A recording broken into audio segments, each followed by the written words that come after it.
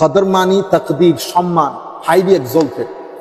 আচ্ছা, এখন আমার আল্লাহ রাব্বুল আলামিন পাক কালাম শরীফের মধ্যে ইন্না আনজালনাহু ফি লাইলাতুল কদর একটা সূরা এসেছে না, সেই সূরার মধ্যে এই রাতটাকে আলফ শাহর, হাজার মাসের চেয়ে উত্তম বলেছে। এখন প্রশ্ন হচ্ছে, আমার আল্লাহ এই রাত আমাদেরকে কেন দিলেন? এই রাত আমাদেরকে কেন দিলেন? আমার নবী সাল্লাল্লাহু আলাইহি ওয়াসাল্লামের দরবারে যখন জানানো হয়েছে আমার নবীকে বনী ইসরাইলে বা পূর্ববর্তী যুগের উম্মতদের বয়স, আম্বিয়া ইকরামের বয়স, আমার নবী একটু মনক্ষুণ্ণ করেছেন। আন্না রাসূলুল্লাহ সাল্লাল্লাহু আলাইহি ওয়াসাল্লাম ওরা আনার আন্নাস,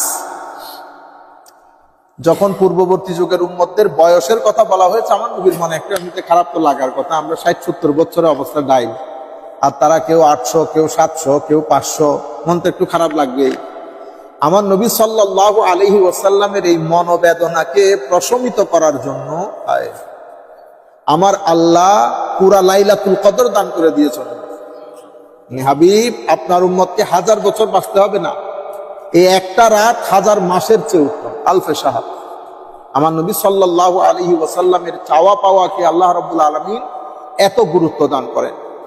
এই রাত কেন দেওয়া হয়েছে? তন্মধ্যে এই যে এখন যে কথাটা বললাম, প্রায় সমস্ত মুফাসসিরিন যার যার তাফসীর গ্রন্থের মধ্যে এই riwayat এনেছেন যে আমার নবী সাল্লাল্লাহু আলাইহি ওয়াসাল্লামের স্বার্থে আমার নবীর ওসিলায় মাওলাই করিম উম্মতে মুহাম্মাদীকে এই গিফট দান করেছেন।